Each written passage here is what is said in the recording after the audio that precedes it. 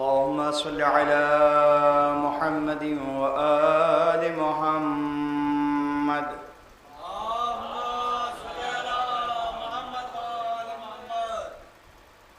أعوذ بالله من الشيطان اللعين الرجيم.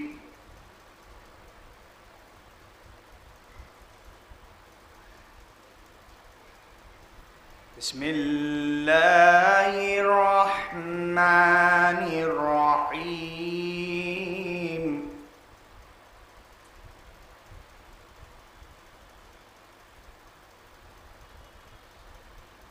وآية لهم أنا حملنا ذريتهم في الفلك المشحون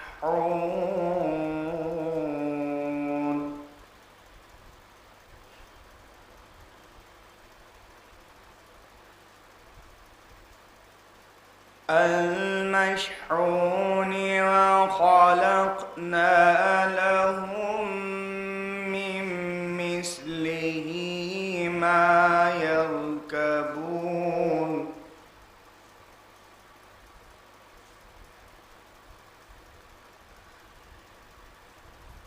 وإن نشأ نغرقهم فلا صريخ لهم ولا هم ينقذون إلا رحمة منا ومتاعا إلى حين.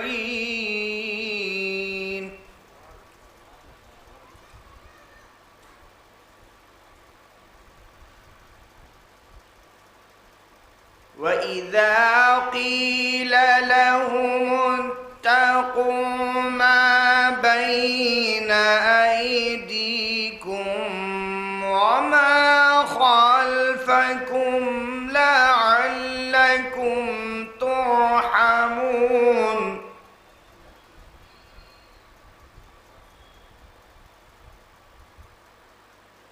وما تأتيهم من آية من آيات ربهم إلا كانوا عنها معرضين.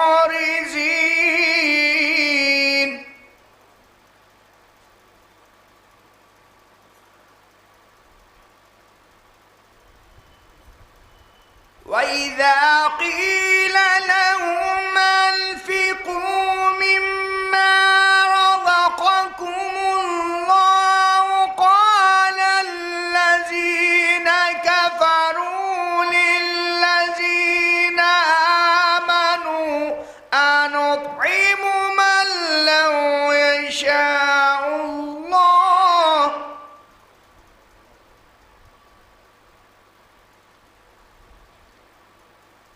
أنطعم من لو يشاء الله أطعمه إن أنتم إلا في ضلال مبين.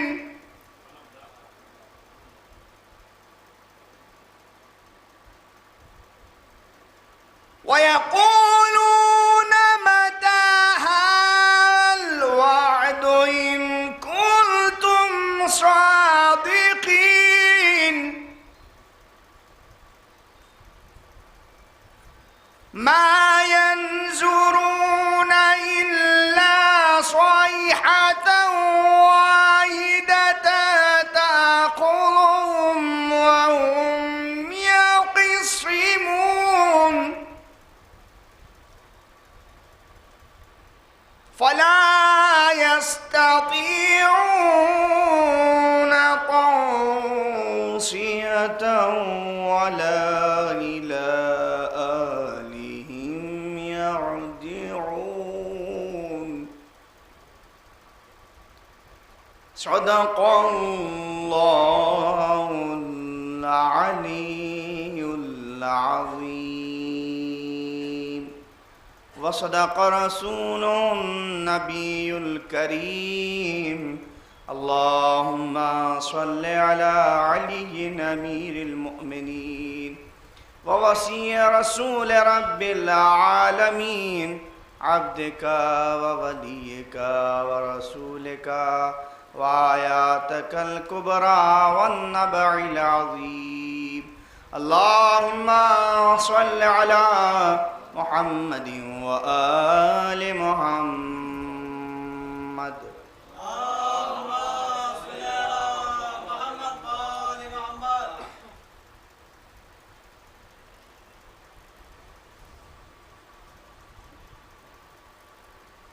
تلاوت کلام پاک سے قاری قرآن جناب ندیم نجفی صاحب نے مجلس کا آغاز فرمایا، اور اب میں مدبانہ گزارش کر رہا ہوں مشہور و معروف سوزخان جناب حسنین جاوید صاحب کی خدمت میں تشریف لائیں اور سوزخانی کے فرائض انجام دیں. نعرہ صلوات.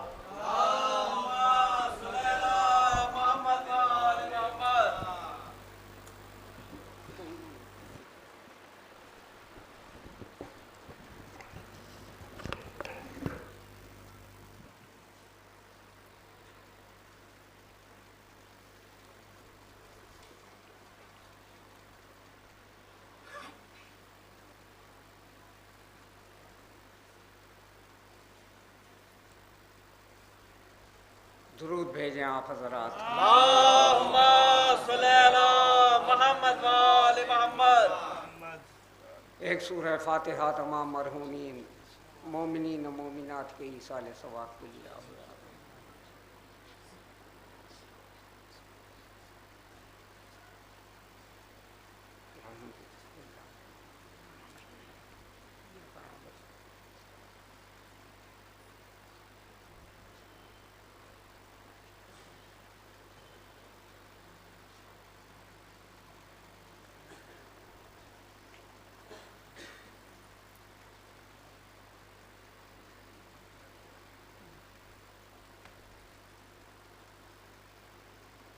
درود بھیجیں آپ حضرات. محمد اللہم صلی علی محمد و آل محمد. ایک علی کا تذکرہ سارے چمن کا تذکرہ علی کا تذکرہ سارے چمن کا تذکرہ فاطمہ کا تذکرہ ہے پنجتن کا تذکرہ ایک علی کا تذکرہ حل عطا سے فاطمہ زہرا یہ ثابت ہو گیا عرش پر بھی ہے تیرے گھر کے چلن کا تذکرہ ایک علی کا تذکرہ. درود بھیجیں آپ حضرات. اللہم صلی علی محمد و آل شے پرے جبریل کو شے پرے جبریل کو اب بھی فرشتے دیکھ کر ڈرتے ڈرتے کرتے ہیں خیبر شکن کا تذکرہ ایک علی کا تذکرہ. عرش والے عرش پر جائیں تو حیرانی ہے کیوں اصل میں معراج ہے سیر وطن کا تذکرہ ایک علی کا تذکرہ خانہ کعبہ ہے خود ممنون احسان علی پاک ہو کر رہا ہے بت شکن کا تذکرہ ایک علی کا تذکرہ درود بھیجیں آپ حضرات اللہم صلی علی محمد وآل محمد ایک اس سے بہتر درود بھیجیں آپ حضرات اللہم صلی علی محمد وآل محمد خانہ معبود میں بیٹا ابو طالب کا ہے خانہ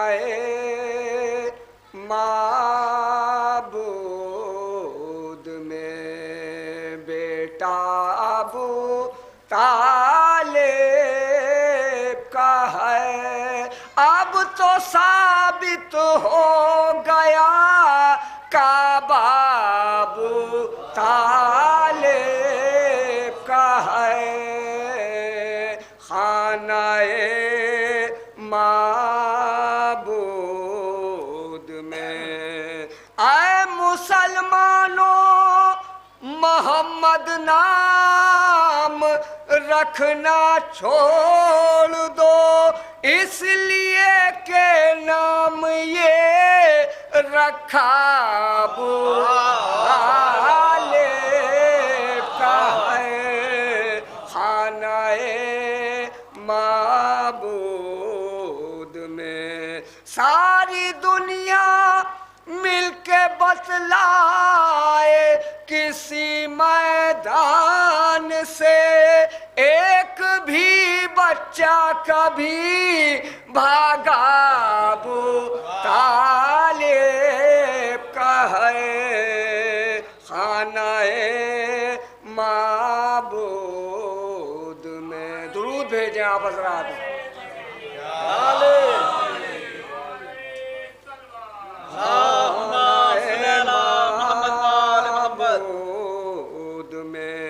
تین دن تک ذوالعشیرہ میں نہیں سوچا کبھی تین دن تک ذوالعشیرہ میں نہیں سوچا کبھی پیٹ بھر کھاتے تھے جو کھانا ابو طالب کا ہے معبود میں بغض ان سے ہے تو پھر قرآن پڑھنا چھوڑ دو بغض ان سے ہے تو پھر قرآن پڑھنا چھوڑ دو بائے بسم اللہ میں نقطہ ابو طالب کا ہے خانہ معبود میں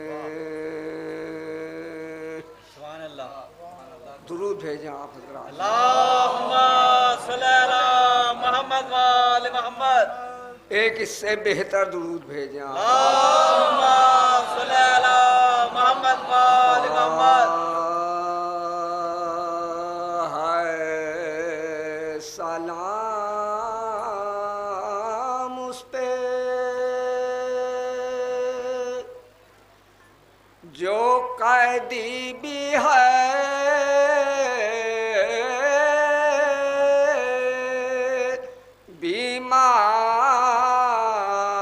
بیمار بھی ہے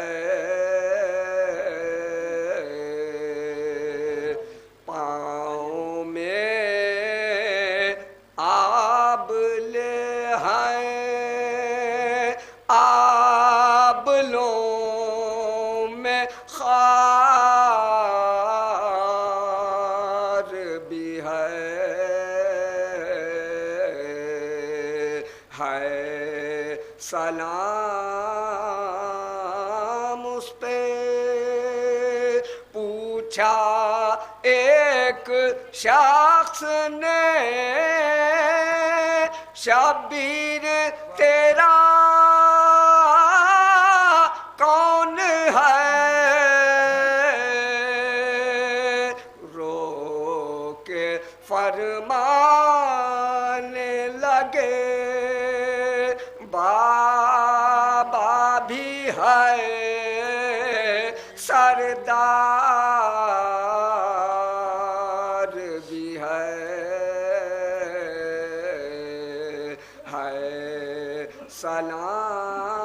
سلام اس پہ پہنچے نزدیک جو لاشے کے سکینہ نے کہا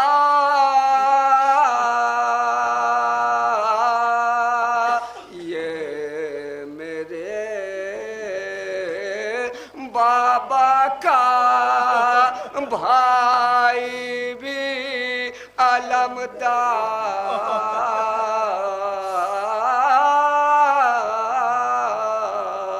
بھی ہے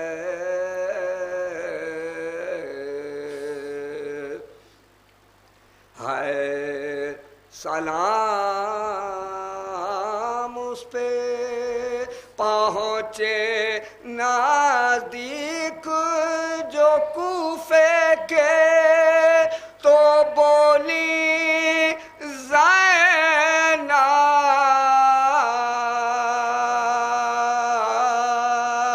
سر بھی پوریا ہے بلوا بھی ہے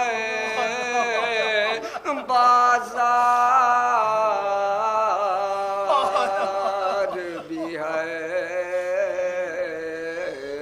پاؤں میں آبلے ہیں آبلوں میں خار بھی ہے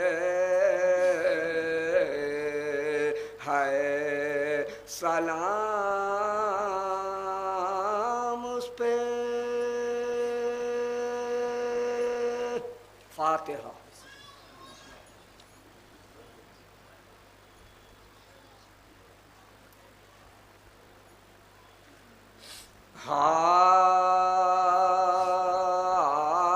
عابد کو جب یزید سے بابا کا سر ملا ارے سر کیا ملا کہ مرہم زخم جگر ملا مدت کے بعد باپ کے سر سے پسر ملا ماہ سفر میں شام سے حکم سفر ملا دیکھا جو اہل بیت نے فرق جناب کو تاروں نے آ کے گھیر لیا مہتاب کو بیووں نے باری باری لیا گود میں وہ سر ارے زینب نے ہونٹ رکھ دیے بھائی کے ہونٹوں پر دریا بہا کے آنکھوں سے بولی وہ نوحہ بھیا پھری ہے آپ کی ہمشیر در بدر جس روز سے جدا ہوئی میں دم سے آپ کے نیزوں سے پشت زخمی ہے دل غم سے آپ کے ارے 10واں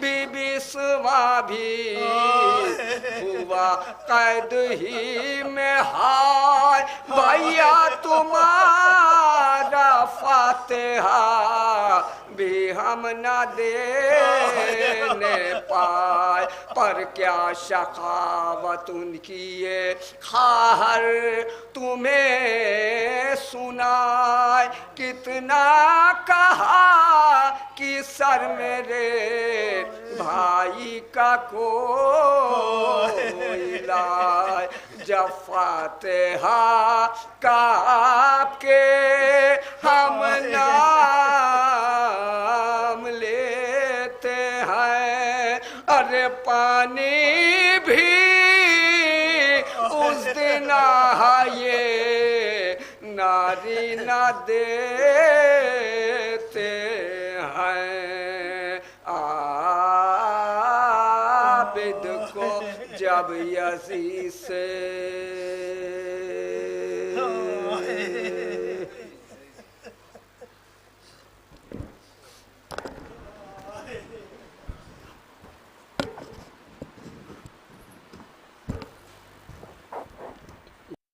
انقلاب والی جناب مولانا عباس ارشاد صاحب قبلہ کی خدمت میں تشریف لائیں اور اس خمسے کی چوتھی مجلس کو خطاب فرمائیں.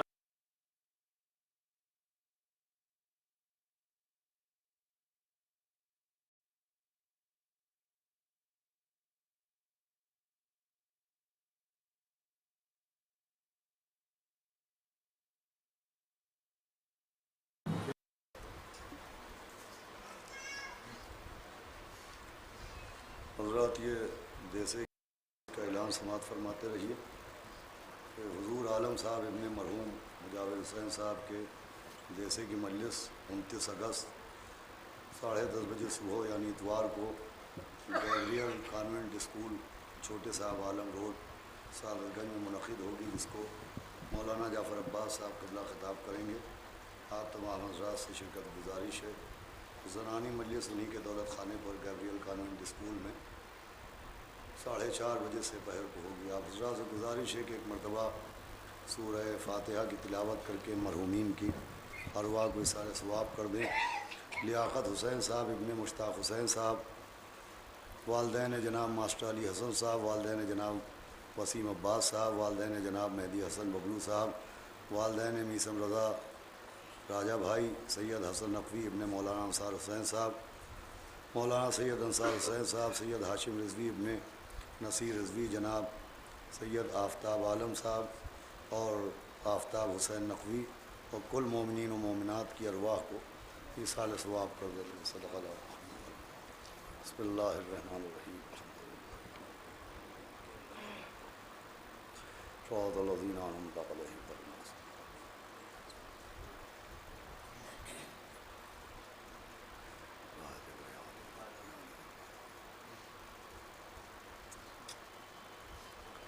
فاتحہ.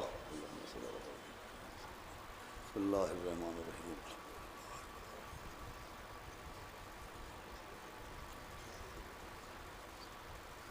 آئیے مولانا محسن صاحب، آپ کی کہا ہو.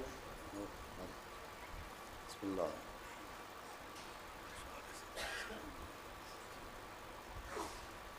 اعوذ باللہ السمیع العلی العظیم من الشیطان اللعین الرجیم. بسم اللہ الرحمن الرحیم. الحمدللہ رب العالمین.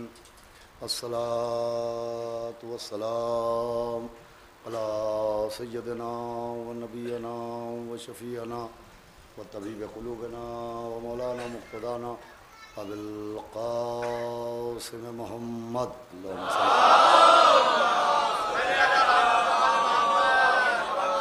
آلہ الطیبین الطاہرین المعصومین ولعنۃ اللہ علی اعدائہم اجمعین من یومنا ھذا الی یوم الدین. اما بعد فقد قال اللہ سبحانہ تبارک و تعالی بالقرآن المجید والفرقان الحمید بسم اللہ الرحمن الرحیم وما خلقت الجن والانس الا ليعبدون. ایک صلوات پڑھیں.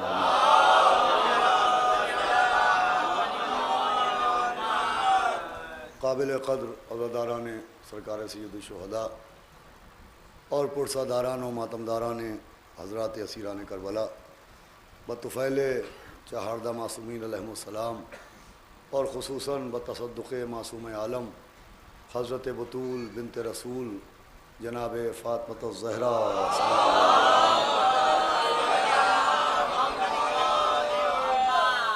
حسینی اکادمی کے زیر اہتمام منعقد ہونے والی ان مجالس کا آج چوتھا روز ہے. عبادت اور معرفت کے عنوان پر گفتگو کرتے ہوئے جس میں آپ کے سامنے روزانہ قرآن مجید کی جس آیت کریمہ کی تلاوت کرنے کا شرف حاصل کر رہا ہوں، اس آیت میں خداوند عالم نے ہماری زندگی کا مقصد عبادت کو قرار دیا ہے کہ ہماری یہ حیات، ہماری یہ زندگی فقط و فقط اللہ کی عبادت کے لیے.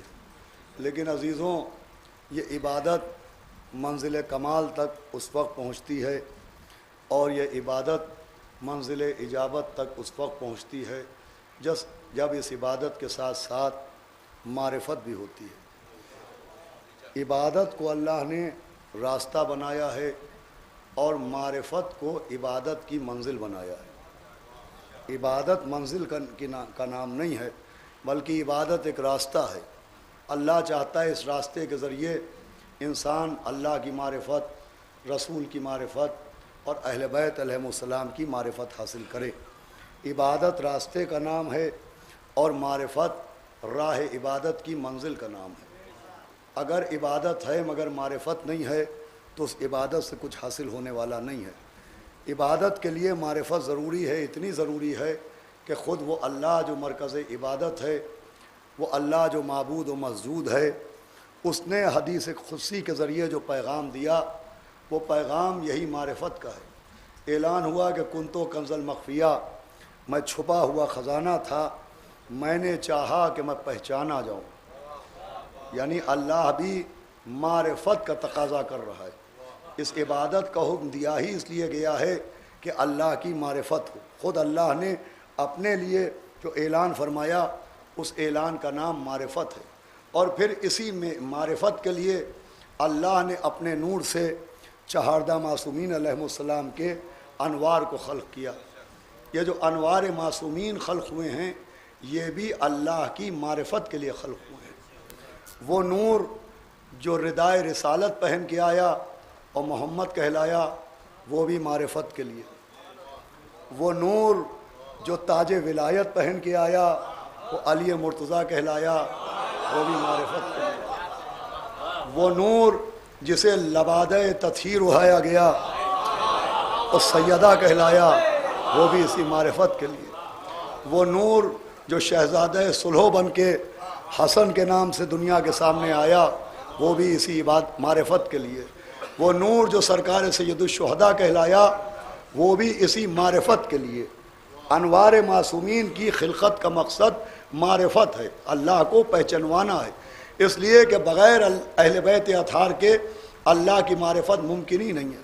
دیکھیے ہم تو ہم ہیں، آپ تو آپ ہیں، ہماری منزل تو ہماری منزل ہے. ہم نے دیکھا کہ معرفت کی منزل یہ ہے کہ وہ جبرائیل جسے اللہ نے اپنی خدمت کے لیے خلق کیا ہے. بھئی جبریل عبرانی کا لفظ ہے. جب آپ جبریل کا معنی پوچھیں تو عبرانی زبان میں ایل اللہ کو کہتے ہیں. جیسے فارسی میں خدا کو خدا کہتے ہیں ویسے ہی عبرانی زبان میں خدا کو ایل کہتے ہیں. اور جبر خادم کو کہتے ہیں. جبرائیل کا مطلب ہوتا ہے اللہ کا خادم. ایک صلوات بھیجے محمد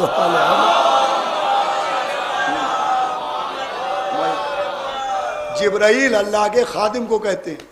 اللہ نے وہ جبرائیل جس کو اپنی خدمت کے لیے خلق کیا، جسے امین کا لقب دیا، جسے قرآن پہنچانے کا ذمہ دیا، ہم نے دیکھا کہ منزل معرفت وہ تھی کہ جب اللہ نے جبرائیل سے پوچھا کہ تو کون اور میں کون، تو جبریل نے جواب دیا کہ تو ہے اور میں ہوں.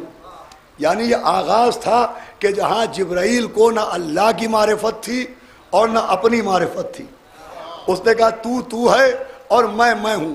اتنے میں مولائے کائنات کی آواز آئی کہ کہہ دے انتا رب جلیل و انا عبد الذلیل، کہ تو رب جلیل ہے اور میں عبد ذلیل ہوں۔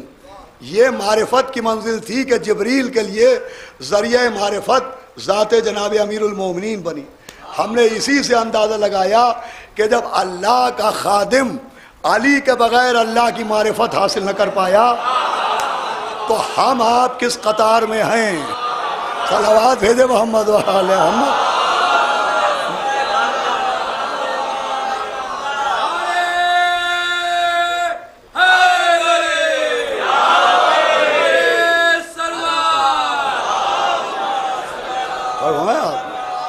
فیضان گرامی سب سے اہم منزل ہے معرفت کی منزل۔ اب معرفت خدا، معرفت رسول، معرفت امام، آپ متوجہ ہو گئے۔ یہ چند فقرے آپ کی توجہ کے لیے میں نے عرض کیے تھے۔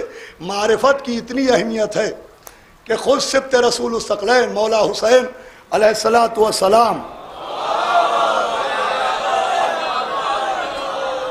متوجہ ہو کے سنیے گا، بڑی خاص بات آج عرض کرنا ہے۔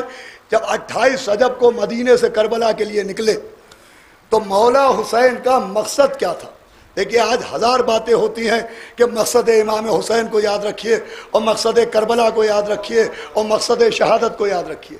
تو امام حسین کا کیا مقصد تھا؟ ہماری نظر میں یہ مقصد ہے، آپ کی نظر میں وہ مقصد ہے۔ خود مولا حسین سے پوچھئے کہ ان کی نظر میں ان کا مقصد کیا ہے۔ تو جو ہمارے یہاں بھائی مولا حسین کا مقصد کیا ہے یہ مولا حسین سے بہتر کوئی نہیں بتا سکتا۔ تو جب مولا حسین نکلے تو آپ نے نکلتے نکلتے مدینے سے جو خطبہ دیا، اس خطبے کا جملہ یہ تھا کہ میں اپنے نانا کی امت کی اصلاح کے لیے نکل رہا ہوں۔ بھائی بچہ جانتا ہے، بہت پڑھا جا چکا ہے اس بات پہ، اس بات کو کہ میں اپنے نانا کی امت کی اصلاح کے لیے نکل رہا ہوں۔ تو امام حسین کا مقصد کیا تھا؟ اصلاح۔ اب اس لفظ کو ذہن میں رکھیے گا، امام حسین کا مقصد تھا اصلاح۔ بھائی یہ لفظ اصلاح اتنا مشہور ہوا اور اس لفظ اصلاح کی اتنی گونج ہوئی کہ ہوتے ہوتے مجالس بھی اصلاحی مجالس کہلانے لگی۔ اور ہمارے یہاں بھائی مجالس کا بھی جو انعقاد ہونے لگا تو اصلاحی مجالس، رسالے بھی نکلنے لگے تو اصلاح کے نام سے۔ صلوات بھیجے محمد و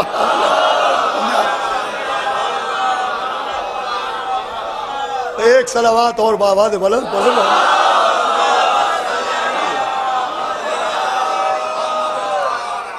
یہ لفظ اصلاح ذہن میں رکھیے گا، انشاءاللہ نوجوان آج کچھ لے کے جائیں گے اس لفظ کے ذریعے۔ تو امام حسین جو نکلے کاہے کے لیے نکلے؟ اصلاح کے لیے۔ اصلاح کہتے کسے ہیں؟ بھائی لفظ اصلاح کا کیا مطلب ہوتا ہے؟ تو لفظ اصلاح کا مطلب ہوتا ہے درست کرنا۔ کسی شے کی شکل بگڑ جائے اور اسے اصل شکل پر لوٹانا، اسے کیا کہتے ہیں؟ اصلاح کہتے ہیں۔ کسی ڈیمیج کو ریپیئر کرنا، یہ اصلاح کہلاتا ہے۔ تو امام حسین یقیناً اصلاح کے لیے نکلے، لیکن مجھے بتائیے وہ کون سی خرابی تھی جس کی اصلاح کے لیے نکلے؟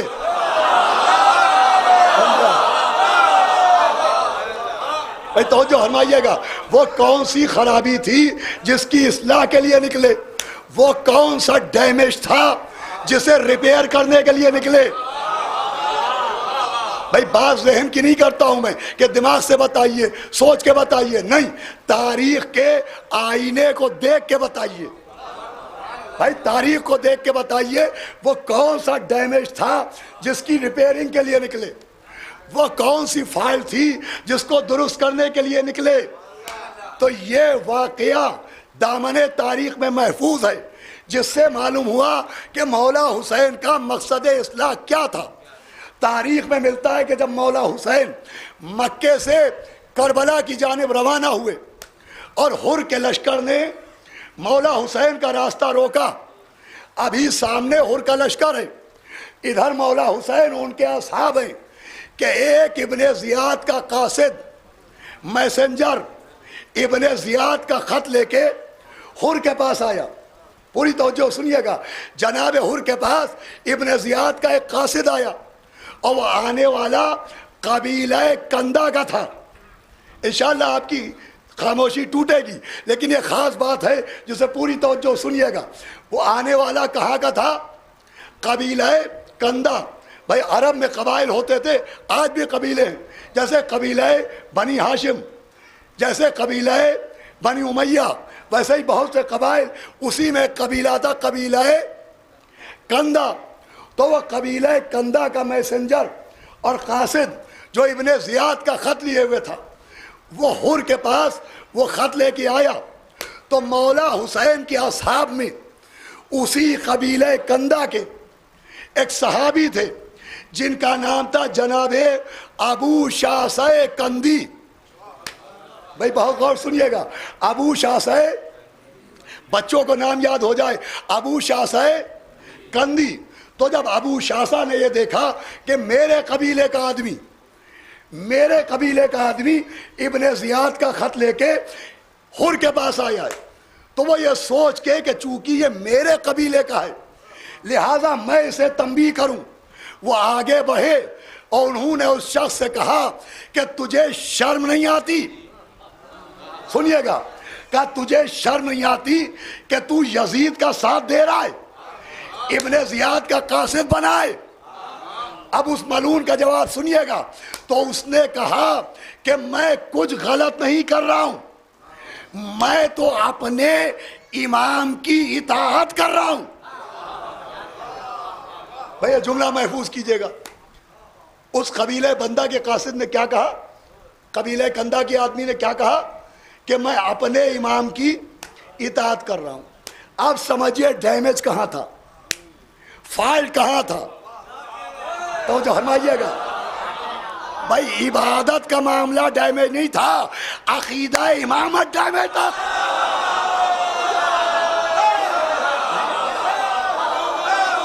تو سنیے گا, مسئلہ عبادت کا نہیں تھا. ایک آدمی نہیں تھا جو یہ کہہ رہا ہو کہ مغرب کی نماز 3 رکعت نہیں, ایک آدمی نہیں تھا جو یہ کہہ رہا ہو کہ ظہر کی نماز 4 رکعت نہیں, ایک آدمی نہیں تھا جو یہ کہہ رہا ہو کہ ایک دن میں 5 نمازیں واجب نہیں, ایک آدمی نہیں تھا جو یہ کہہ رہا ہو کہ ماہ رمضان کے روزے واجب نہیں. مسئلہ عبادت کا نہیں تھا, مسئلہ معرفت امامت کا تھا. بھائی 2 طبقے تھے, ایک طبقہ مولا حسین کو امام مان رہا تھا, ایک یزید کو امام مان رہا تھا. دور 1, امام 2. کچھ لوگوں نے یزید کو امام مانا, کچھ نے مولا حسین کو امام مانا.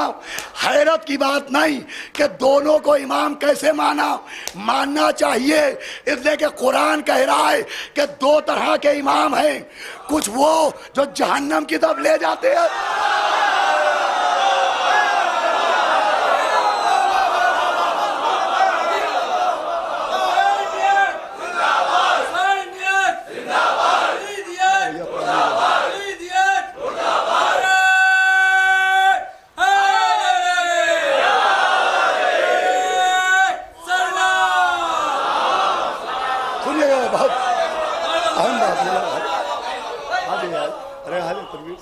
صلوات بھی پڑھ دے محمد علیہ محمد.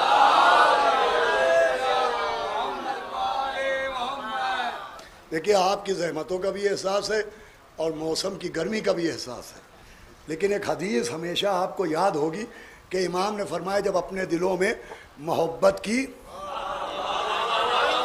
کیا محسوس کرنا. بھائی مجھے بتائیے, محبت کی ٹھنڈک, اس کا مطلب اہل بیت کی محبت میں سردی ہوتی ہے, وہ سرد ہوتی ہے. تو جب اہل بیت کی محبت سرد ہوتی ہے, وہ اہل بیت کی محبت دل میں ہوتی ہے, تو باہر کا ٹیمپریچر 54 ہو تو کیا, 44 ہو تو کیا, 34 ہو تو کیا, اگر دل میں اہل بیت کی محبت ہے تو ٹیمپریچر 14 ہی رہے گا.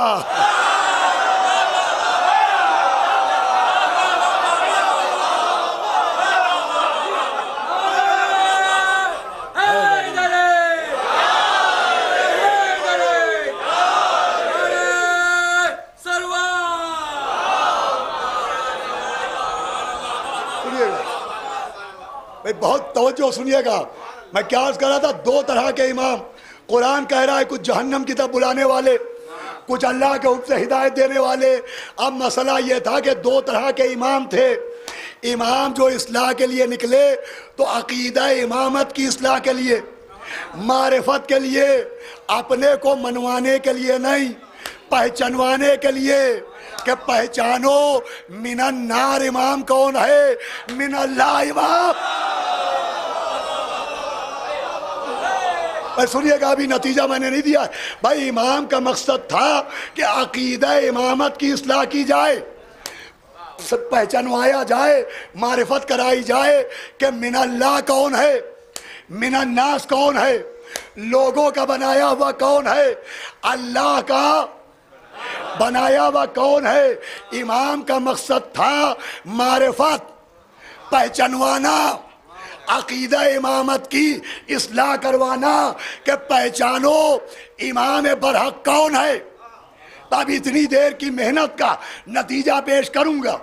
امام کا مقصد تھا معرفت امام، اور امام اس مقصد میں رہے کامیاب. آپ دلیل پوچھئے تو دو دلیلیں موجود ہیں. بھائی پہلی دلیل حر نے دی، حسین کے قدموں پر سر جھکا کے. میں ابھی جملہ آپ کے حوالے نہیں کیا. بھائی پہلی دلیل حر نے دی، حسین کے قدموں پر سر جھکا کے. اور دوسری دلیل یزید کے بیٹے نے دی، تخت یزید پر ٹھوکر.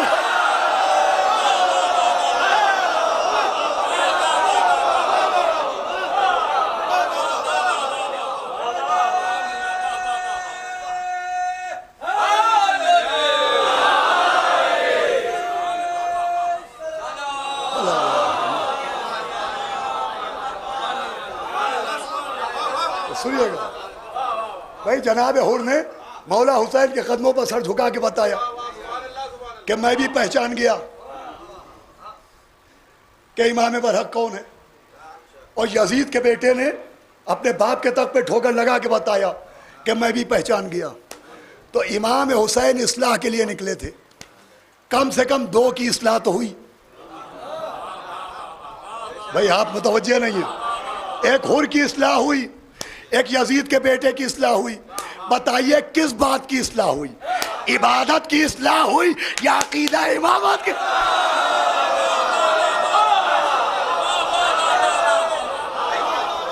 صلوات بھیجے محمد و آلہ.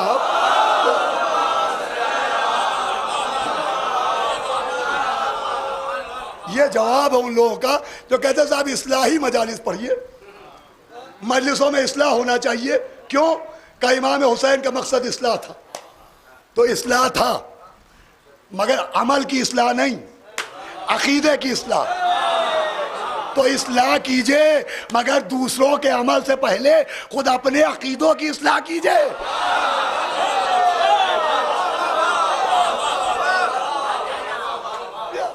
یہاں اصلاح کے نام پر عقائد کے اصلاح کے بجائے عزاداری کی اصلاح، عزاداروں کی اصلاح، ماتم کی اصلاح، مجلس کی اصلاح، فضائل کی اصلاح، گریے کی اصلاح، عزاداری کی اصلاح کر رہے ہیں. حالانکہ احمقوں کو یہاں تک یہ تک نہیں معلوم عزاداری کی اصلاح نہیں ہوگی، عزاداری سے اصلاح ہوگی. صلوات پڑھے محمد و آل محمد.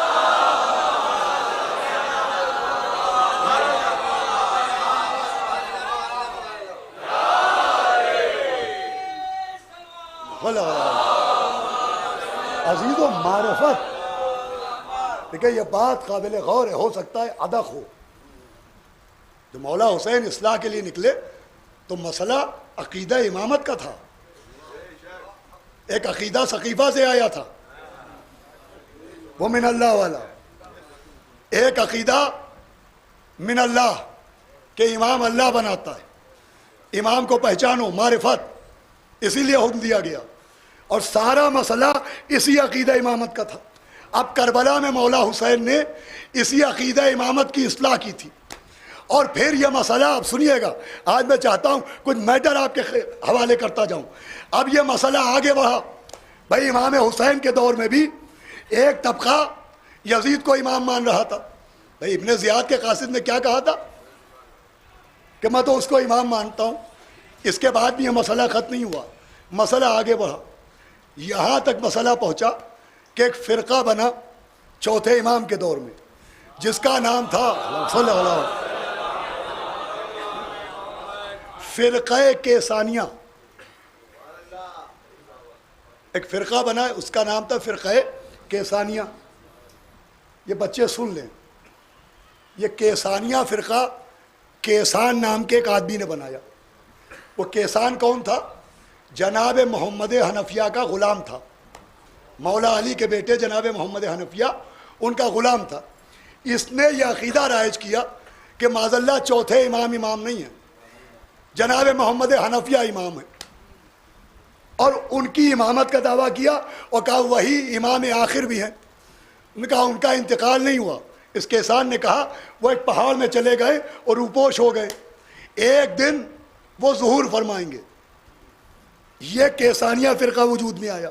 حالانکہ اس میں جناب محمد حنفیہ کا کوئی انوالومنٹ, کوئی دخل نہیں تھا.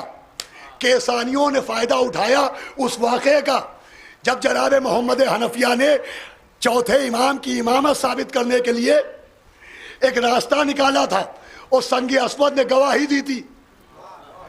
وہ جناب محمد حنفیہ کا ایک طریقہ کار تھا چوتھے امام کی امامت کو ثابت کرنے کے لیے. اس میں جناب محمد حنفیہ کا کوئی انوالومنٹ اور کوئی دخل نہیں تھا. ایک فرقہ یہ بنا فرقہ کیسانیہ.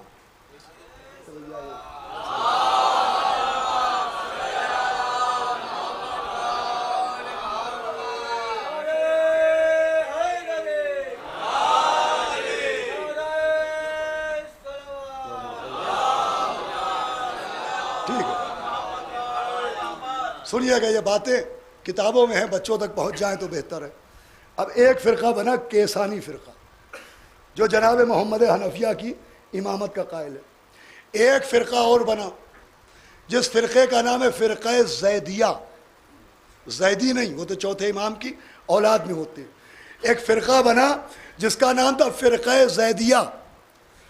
انہوں نے چوتھے امام کے فرزند جناب زید کے لیے دعویٰ کیا کہ جناب زید امام ہیں. حالانکہ جناب زید کا بھی اس میں کوئی انوالومنٹ نہیں. ان کا نظریہ یہ تھا کہ امام آل محمد میں سے ہوگا. یہ انکار نہیں کرتے تھے. یہ فرقہ آج بھی یمن میں موجود ہے. یہ انکار نہیں کرتے تھے. یہ کہتے تھے کہ امام آل محمد میں ہوگا, مگر جو گھر میں بیٹھا رہے گا ہم اسے امام نہیں مانیں گے. جو تلوار لے کے میدان میں آئے گا ہم اسے امام مانیں گے. چنانچہ انہوں نے مولا علی کو امام مانا, مولا حسین کو امام مانا, اور چوتھے امام کا انکار کیا, اور جناب پانچویں امام کا انکار کیا کہ وہ تو گھر میں بیٹھے ہوئے. اور جناب زید کو انہوں نے کہا کہ زید امام ہے, کیونکہ جناب زید تلوار لے کے میدان جنگ میں آ گئے تھے. اور یہ عجیب و غریب فرقہ تھا. یہ مولا علی کو بھی امام مانتے تھے اور سقیفہ کے 2 کو بھی مانتے تھے. جناب شیخ کے نقش قدم یوں بھی تھے اور یوں بھی. صلوات بھیجے محمد والا. بجا ایک صلوات کا سہارا دے دے محمد والا. سنیے گا, یہ مولا علی کو بھی امام مانتے تھے. آج تک وہ اہل سقیفہ کو امام مانتے. اور پھر جناب زید کے لیے دیکھیے, یہ بات ذہن میں رکھیے گا, جناب زید کا رتبہ بہت بلند ہے. ایک نام آپ نے سنا ہوگا, ابو حمزہ صومالی. یہ چوتھے امام کے خاص صحابی تھے جن کی دعائیں ابو حمزہ ماہ رمضان میں پڑھی جاتی ہے. جناب ابو حمزہ کہتے ہیں کہ ایک دن میں چوتھے امام کے یہاں پہنچا تو چوتھے امام نے مجھ سے کہا, ابو حمزہ میں نے خواب دیکھا ہے. کہ کیا خواب دیکھا ہے؟ کہ میں نے خواب دیکھا کہ میں جنت میں ہوں اور ایک حور سے میری شادی ہوئی ہے اور ایک چاند سا بچہ میری گود میں آیا ہے. ابو حمزہ نے کہا حضرت آپ کو مبارک ہو. اب ابو حمزہ چلے گئے. سال بھر بعد ابو حمزہ پھر آئے چوتھے امام کے دروازے پر, سلام کیا تو ابو حمزہ سے امام نے کہا ابو حمزہ ٹھہرو. اور گھر کے اندر گئے اور ایک خوبصورت سا بچہ گود میں لے کے آئے. کہا ابو حمزہ میں نے سال بھر پہلے تمہیں خواب سنایا تھا. کہاں سنایا تھا؟ کہ اب تعبیر بھی دیکھ لو. صلوات بھیجو محمد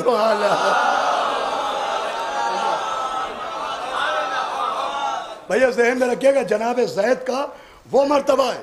اور پھر جناب زید کے لیے یہ ایک الزام تھا کہ جناب زید جو ہیں وہ اہل ثقیفہ کے طرفدار ہیں. یہ اسی فرقے نے الزام لگایا تھا. چنانچہ یہ واقعہ غور سے سنیے گا, ایک نتیجے تک آپ کو پہنچانا ہے. ہو سکتا ہے 2-4-5 منٹ آپ خاموش رہیں, اس سے کوئی فرق نہیں پڑتا, بات آپ تک پہنچ جائے. بہت اہم بات ہے. جناب زید کے لیے الزام تھا کہ ان کا بھی جھکاؤ ہے, اور لوگ اکثر سوال کرتے تھے. ایک شخص نے جناب زید سے پوچھا کہ حضرت آپ کا ان 2 کے بارے میں کیا خیال ہے؟ سمجھ گئے آپ, 3 والے 2. اس حد سے تو اچھی طرح واقف ہے. جناب زید سے پوچھا کہ آپ کا ان 2 کے بارے میں کیا خیال ہے؟ تو جناب زید نے کوئی جواب نہیں دیا, اس لیے کہ جنگ ہو رہی تھی. جب جناب زید زخمی ہو کے گرے اور 2 تیر ان کے سینے میں در آئے, تو جناب زید نے آواز دی کہ کہاں ہے وہ جو مجھ سے پوچھ رہا تھا کہ ان 2 کے بارے میں کیا خیال ہے؟ بھائی جملہ سنیے گا. جناب زید نے کہا کہاں ہے وہ جو پوچھ رہا تھا کہ میرا ان 2 کے بارے میں کیا خیال ہے؟ جب وہ شخص سامنے آیا تو جناب زید نے کہا سن میرا کیا خیال ہے. میرا خیال یہ ہے کہ اگر وہ 2 نہ ہوتے تو میرے سینے میں یہ تیر نہ ہوتے.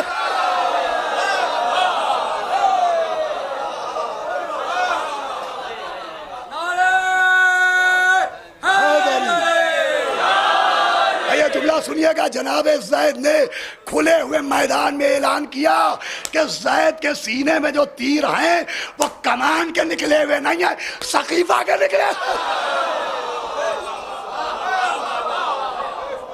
ایک صلوات بھیجے محمد وآلہ. سنیے گا. تو ایک طبقہ کیسانی جو کہہ رہے ہیں محمد حنفیہ امام, ایک زیدیہ وہ کہہ رہے ہیں جناب زید امام. اب 2 امام یہ تھوڑے دن گزرے تھے کہ ایک سرکاری امام بھی آ گئے, شاہی امام. بھائی صلوات بھیجے محمد وآلہ.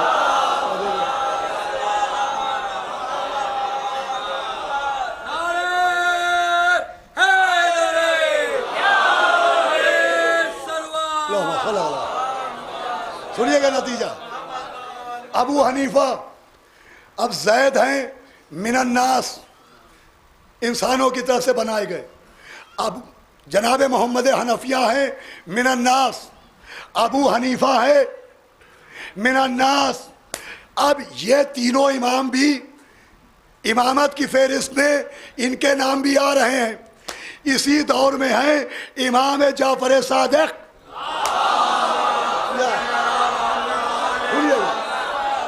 اب ایک دور میں 4 امام. اب ان 4 اماموں میں من الناس کون ہے اور من اللہ کون ہے؟ ان کو پہچاننے والے جعفری کہلائے.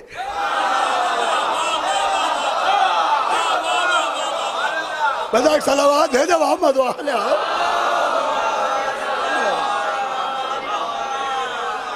بھائی دیکھیں یہ لفظ جعفری آپ نے 1000 مرتبہ سنا ہوگا. ہم آپ جعفری ہیں, ہمارے محسن جعفری صاحب تو نسلاً بھی جعفری ہیں اور مذہباً بھی جعفری ہیں, لیکن ہم آپ مذہباً کیا ہیں؟ جعفری. یہ سمجھیے ہم جعفری کیوں کہلاتے ہیں. سن لیجئے اور گفتگو نتیجے تک پہنچا دوں, انشاءاللہ خاموش نہ رہیے گا. ایک ابو حنیفہ, ایک جناب محمد حنفیہ, ایک جناب زید اور ایک چھٹے امام. اب یہ اماموں کا جھرمٹ ہے, ان میں پہچاننا ہے, معرفت کرنا ہے کہ من اللہ کون ہے. ایک شخصیت تھے جن کا نام تھا سید ہمیری, وہ شاعر بھی تھے, اہل بیت سے محبت بھی کرتے تھے، چھٹے امام کو آل رسول مانتے تھے، مگر امام نہیں مانتے تھے۔ سنیے گا، آپ کی خاموشی ٹوٹنے کو ہے اور نتیجہ آپ تک پہنچنے کو ہے۔ سید ہمیری وہ محب اہل بیت تھے، مگر چھٹے امام کو امام برحق نہیں مانتے تھے، وہ کیسانی تھے، وہ جناب محمد حنفیہ کو امام مانتے تھے، محبت چھٹے امام سے بھی کرتے تھے۔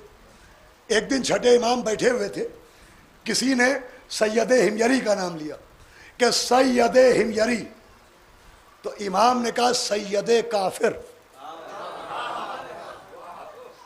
سنیے گا، امام نے کہا سید کافر۔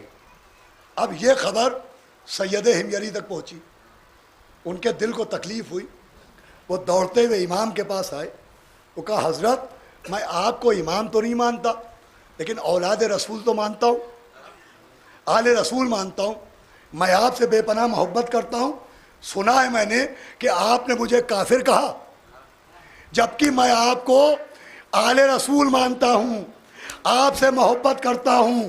سنیے گا یہ جملہ چاہے جیسے، چھٹے امام نے فرمایا سید ہمیری یاد رکھنا ہماری محبت اس وقت تک کوئی فائدہ نہ دے گی جب تک ہم کو امام من اللہ نہ مان لو۔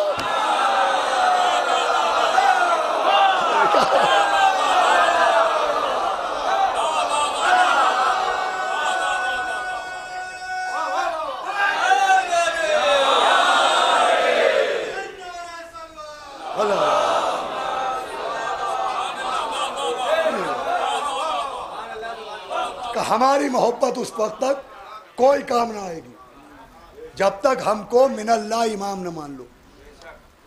تو کہا میں تو محمد حنفیہ کو امام مانتا ہوں۔ کہا کیوں مانتے ہو؟ کہا ہم نے سنا ہے وہ امام ہیں اور وہی پردہ غیب میں ہیں اور انہی کو نبی نے قائم کہا ہے اور وہی ظہور فرمائیں گے، ہم تو ان کو امام مانتے۔ سنیے گا عزیزو، بس نتیجہ آ رہا ہے۔ امام نے کہا سید ہمیری تم ان کو امام مانتے ہو، اگر وہ مجھے امام مان لے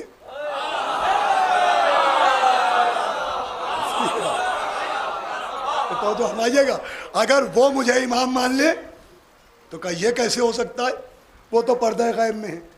امام نے کہا میں ان کا پردہ غیب دکھاؤں تمہیں، وہ پردہ غیب دکھاتا ہوں جس میں محمد حنفیہ تمہارے امام ہیں۔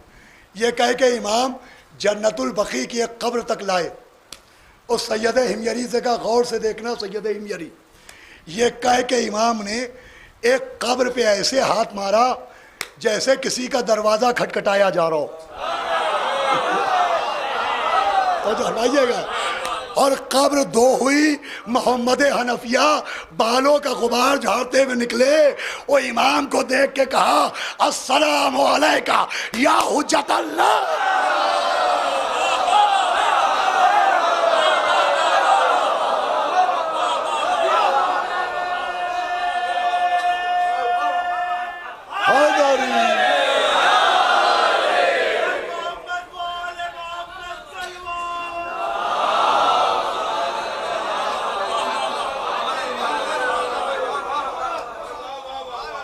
السلام علیکہ یا حجت اللہ۔ اب جو سید ہمیری کے سامنے امام نے یہ معجزہ دکھایا کہ محمد حنفیہ قبر سے نکل کے ان کو اللہ کی حجت امام کہہ کے سلام کر رہے ہیں، تو شاعر ہوتا ہے۔ آپ کہیں بھی دیکھیے اگر واقعی شاعر ہوگا تو گھما پھرا کے کہیں نہ کہیں سے کوئی شعر سنائے گا ضرور۔ کیا ہوا؟ سید ہمیری بھی شاعر تھے، جیسے ہی محمد حنفیہ نے سلام کہا ویسے ہی سید ہمیری نے ایک شعر کہا۔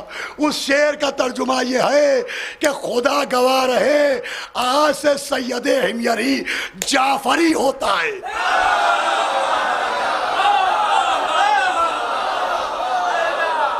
سنیے گا یہ لفظ جعفری کہاں سے آیا؟ آج سے سید ہمیری جعفری ہوتا ہے۔ اب سمجھے جعفری کسے کہتے ہیں؟ امام کو ماننے والا جعفری نہیں، اماموں کی بھیڑ میں پہچاننے والا۔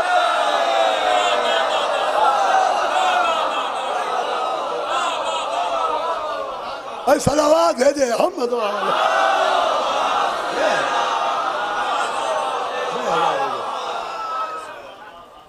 ایک صلوات بھی پڑھ دے.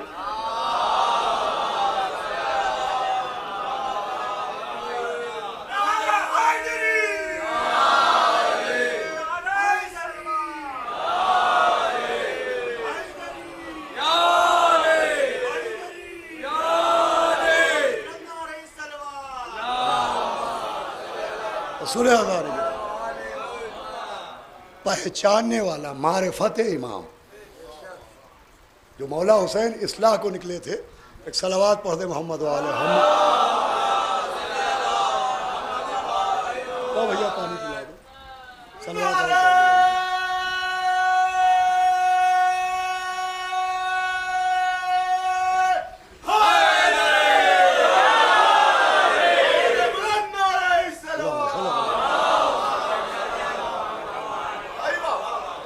اس کی اصلاح کے لیے بھائی معرفت امام کی اصلاح ہونا چاہیے کہ امام برحق کون ہے. کربلا کا مقصد کیا ہے؟ کربلا کا مقصد اصلاح، مگر کاہے کی اصلاح؟ عقیدے کی اصلاح، عقیدہ امامت کی اصلاح. آپ اصحاب مولا حسین علیہ السلام کے رجز پڑھیے. دیکھیے میں نے پورا اشرا سے تین آباد میں عظمت اصحاب حسین علیہ السلام کے عنوان پہ پڑھا تھا. آپ حضرات بہت سے موجود تھے. میں چاہتا تو وہی عنوان یہاں پڑھتا، لیکن میں نے پڑھایا پڑھنے کے بجائے کچھ تھوڑا سا مختلف موضوع یہاں کے اوپر اختیار کیا. کل آخری مجلس ہے، انشاءاللہ جناب سیدہ نے چاہا تو بات آسان ہو جائے گی. آپ مولا حسین کے اصحاب کے رجز پڑھیے. اس میں بھی دعوت معرفت بھی ہے اور اعلان معرفت بھی ہے. دعوت معرفت بھی ہے اور اعلان معرفت بھی ہے. جو بھی صحابی مولا حسین کا میدان جنگ میں جاتا تھا تو جو رجز پڑھتا تھا وہ رجز پڑھیے. جناب زہیر قین پہنچے. لوگوں نے کہا زہیر قین تم امام حسین کی طرف کیسے پہنچ گئے؟ تم تو فلاں کے شیعہ تھے. زہیر نے کہا یہ نہ کہو میں فلاں کا شیعہ تھا، یہ کہو میں پہلے شیطان کا شیعہ تھا اب رحمان کا شیعہ تھا.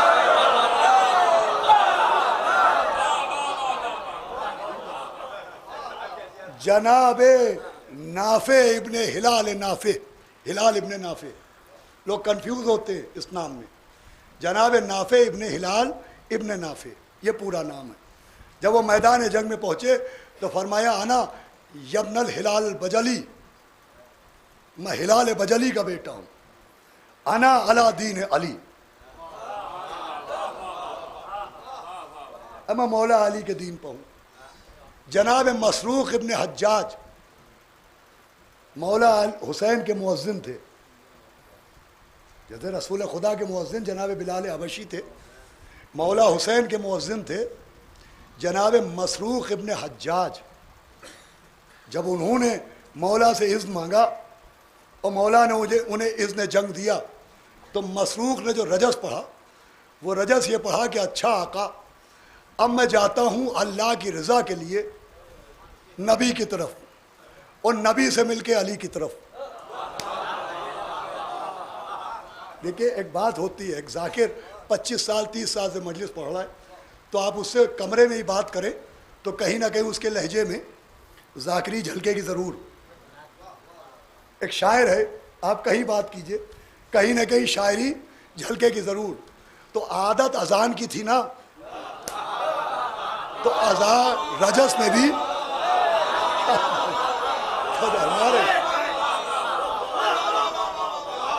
اور رجس میں بھی اذان کی جھلک ملی.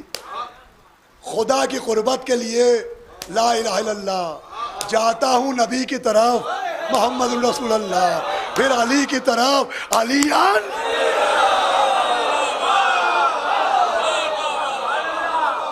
صلوات بھیجے محمد و آلہ.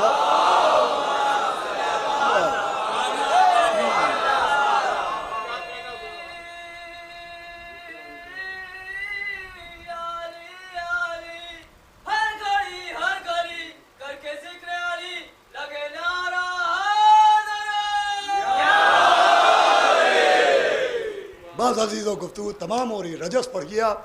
کبھی موقع ملا اور جن لوگوں نے وہ اشرا سنا ہے وہ سنا ہے. ہمارے جاوید بھائی اور آپ تمام حضرات موجود رہتے تھے.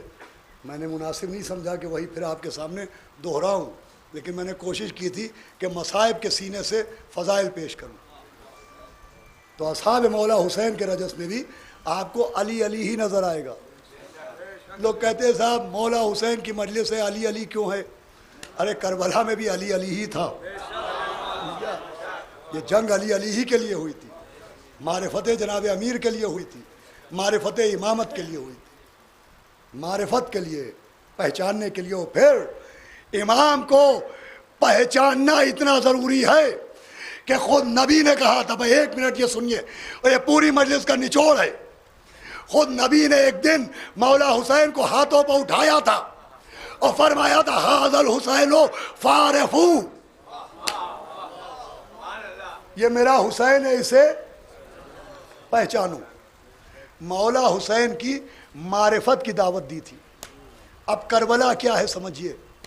نبی نے اپنے اصحاب سے دن کے اجالے میں کہا تھا اس حسین کو پہچانو. ایک جملہ جو اس اشرے میں پڑھا تھا وہ جملہ آپ کی اس گفتگو، آپ کی سماعتوں کے حوالے اس مجلس میں کر رہا ہوں. بھائی نبی نے اپنے اصحاب کو دن کے اجالے میں دعوت دی تھی کہ حسین کو پہچانو. خدا کی قسم اصحاب حسین کو دنیا پہچانے. ارے جس مولا حسین کو نبی کے اصحاب دن کے اجالے میں نہ پہچان پائے، اسے اصحاب حسین نے خیمے کے اندھیرے میں پہچانا.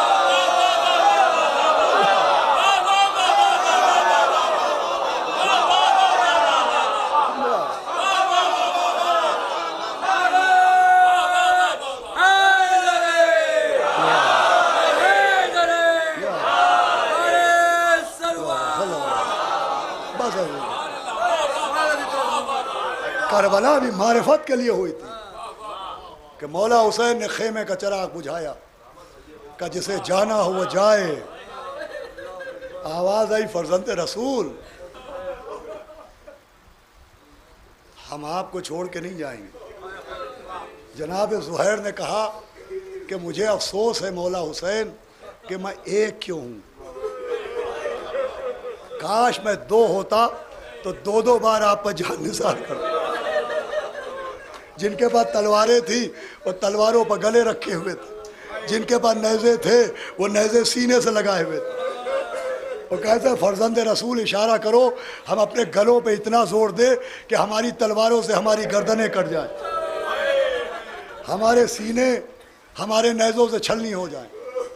ابھی مولا حسین کچھ کہتے کہ خیمے کا پردہ ہلا.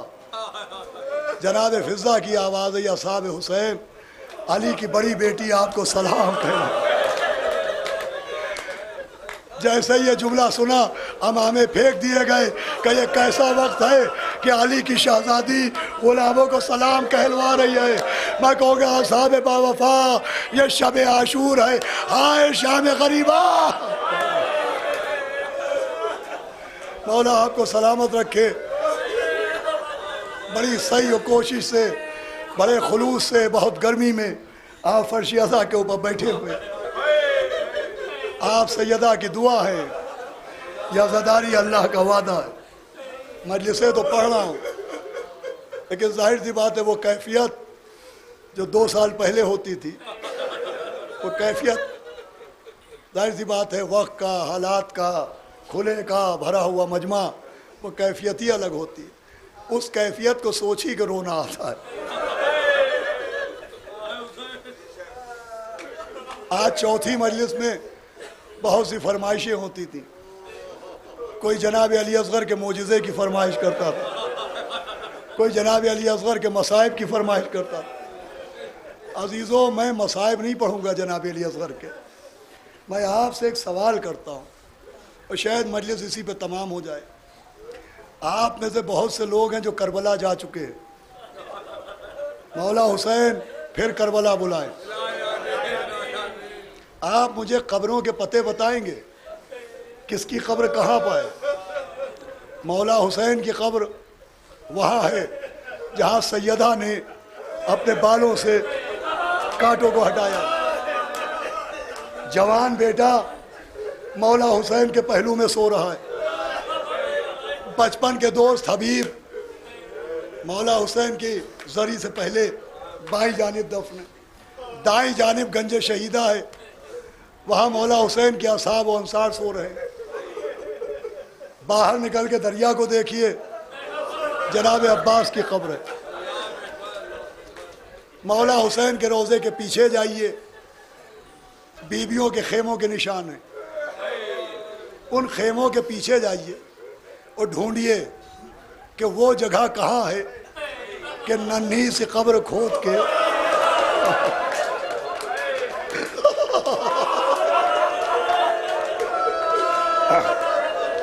असगर को गाड़ के शब्बीर उठ खड़े हुए दामन को याद। आप में से किसी एक आदमी ने जनाब अली असगर की कब्र की ज़ियारत की है? मैं देखिए अजब तरीक़े से आपके दिलों में उतरना चाहता हूँ। ज़रिए सरकार सैयद शुहदा में झांक के देखिए, जवान बेटा लेटा हुआ। अल्लाह आपके जवान बेटों को सलामत रखे। वो बचपन का दोस्त हबीब, खेमे के पीछे ही तो कब्र बनाई थी। वो कब्र कहाँ है? वो कब्र कहाँ है? जनाब अली असगर कहाँ गए? ए करबला, रबाब का लाल कहाँ चला गया? ए करबला, मेरा शहजादा कहाँ है? ये अजीब सवाल है कि नहीं? शायद आपसे आज तक किसी ने ये सवाल नहीं पूछा है। मैं पूछ रहा हूं आपसे, मुझे बताइए, दफन तो किया था न जनाब अली असगर को, गए कहाँ अली असगर? तो कब्र के बारे में तो नहीं मिलता। ये सुनने को मिलता है कि मौला हुसैन की शहादत के बाद बड़े बड़े नेज़े जमीन में मारे गए और एक नेज़े में जनाब अली असगर का लाशा पेवस्त होकर बाहर आया।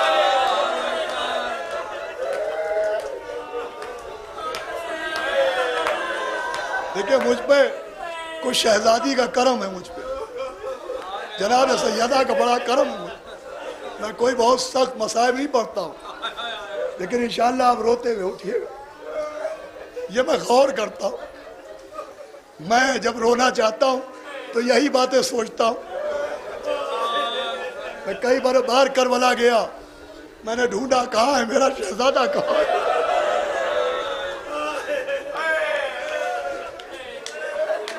जब भी मैं ज़ियारत को जाता हूँ मौला हुसैन के पायती बैठ जाता हूँ और अपने तई मौला हुसैन के पांव दबाता हूँ। सुबह से लाशें उठाने वाले, कई बार सोचा जाऊं जनाब अली असगर की खबर मिल जाए और बैठ के शहजादे के पांव दबाओ। कहाँ है मेरा शहजादा? कहाँ है? बस मजलिस तमाम हो रही। ये मिला के लंबे लंबे नेज़ों से जहाँ मौला हुसैन ने कब्र बनाई थी, उसमें से जनाब अली असगर का लाशा निकाला गया, सर तन से जुदा किया गया, लाशे को मैदान में डाल दिया गया। फिर 12 मुहर्रम आई, चौथे इमाम आए, असहाब हुसैन दफन किए गए, अंसार हुसैन दफन किए गए। बचपन का दोस्त मौला हुसैन की कब्र से पहले दफन किया गया। जनाब अली अकबर की कब्र मौला हुसैन के पहलू में बनी। अब्बास दरिया के किनारे रहे। मैंने एक बहुत बुजुर्ग फ़कीह से सुना है, एक बहुत ही बुजुर्ग मर्जा से सुना है कि चौथे इमाम ने मौला हुसैन को जो कब्र में लिटा दिया। अच्छा देखिए एक बात, जिन लोगों के बच्चे होंगे साहिब औलाद, वो इस बात की तायीद करें कि जब बच्चा छोटा होता है, बिल्कुल 3 महीने 6 महीने, तो उसे बिस्तर पर कम चैन मिलता है बाप के सीने पर। اللہ داروں مجلس تمام ہو رہی. بچے کو بستر پر کم چین ملتا ہے؟ باپ کے سینے پر زیادہ چین ملتا ہے. ارے ہر بچہ چاہتا ہے کونیاں مار مار کے ہاتھ چلا چلا کے کہ باپ کے سینے پر لیٹ جائے. سنیے چوتھے امام نے اپنے بابا کو قبر میں لٹایا. سارے لاشیں ایک بار دفن ہوئے، علی اصغر 2 بار دفن کیے گئے.